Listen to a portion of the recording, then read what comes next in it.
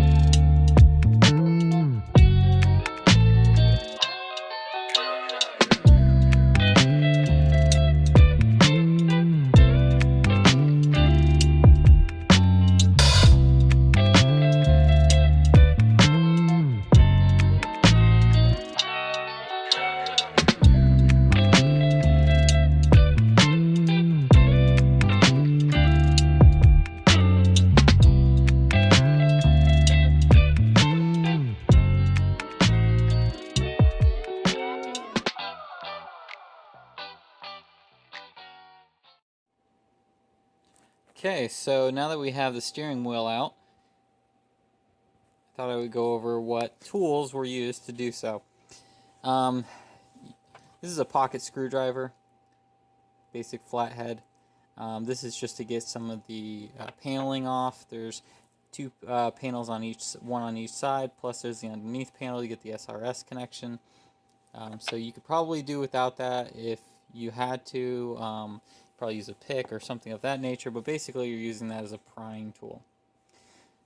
Next is a T30 Torx. Now I didn't have one that attached to my ratchet, so I had to use this in combination with some line pliers to get the proper amount of torque necessary to get the bolts off. And the bolts are one on each side of the steering wheel. So if you take a look at here, it would be here and here where they come through, and that's to hold the airbag module on.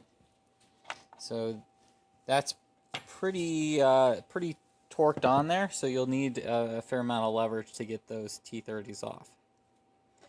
You need a 10mm socket or wrench to disconnect the battery, so that's important to note that you need to disconnect the battery before working on anything airbag related or SRS related. Just for your own safety, as well as the electronic components. You don't want to damage anything. So that is pretty basic to disconnect the power. Next, basic Phillips head screwdriver, and this is to get to the screws for right here and right here, and here and here. These hold on your steering wheel controls. Pretty easy. This is probably one of the most difficult parts of the job. although mine was not on with a lot of torque, which is the nut that goes on right here, which holds your steering wheel on. You'll need probably an impact gun or a breaker bar with a 14 millimeter socket. Now I used an extension just because I wanted to clear the steering wheel, because this is a concaved area of the steering wheel, and likewise if you didn't have an extension you would just kind of run into the steering wheel itself. So this is a small breaker bar that I have attached with I think this is a 2-inch extension and a 14 millimeter socket, and that's to get this off again. Once you have this off, basically you can either use a steering wheel puller, or what I have done in prior experiences with removing steering wheels is you just hit it with the back of your hand a couple times on each side. It loosens it up, and then you can pull it off. I will say though, you want to make sure that there's a annotation mark, so that when you put the steering wheel back on, you know where straight is. So I hit it with a flathead screwdriver and a hammer just to get a small indentation on the surface right here, so that I knew where the steering wheel center was when I go to put it back on. That's quite important for making sure that you're driving straight. So now you have the steering wheel, which can then get sent off, and if you so choose, you can send this off as well and get re-dyed. After about 6 weeks of working with Craft Customs out of Texas, we were able to get a nice finished result here. It was a little difficult acquiring the leather with the perforations in it. They were able to finally acquire it for me, and now you can see how beautiful this is. The Type S steering wheels were unique for the perforated leather in the model trim. They had solid leather at the bottom and at the top. They were able to color match the airbag here to match the leather perfectly. This is going to be a wonderful addition to the Acura CL. Feels real good too. So here's the rewrapped steering wheel. We're installing it. This was rewrapped by a organization down in Texas called Craft Customs. They did an excellent job matching the leather, as you can see. And now we're ready to reinstall it. I want to point out a couple things. So during the removal process, you want to make sure that you make note by putting a little indentation both into the column and to the actual steering wheel itself, so that you can align that when you go to reinstall the steering wheel. You want to make sure that your clock spring, which is the item in the back here that moves and allows you to have wiring harnesses come through. So these are your airbags. There's some accessory controllers for your cruise control and for the stereo. That's where this comes from, and ground wire, obviously.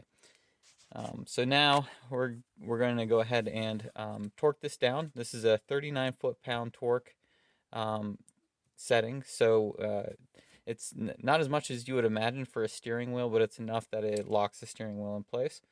So that's what we're looking for. That's what we're going to do next. So we got the center locking bolt on. It's a 14 millimeter torque down to 39 foot-pound torque. And now we're going to install the airbag.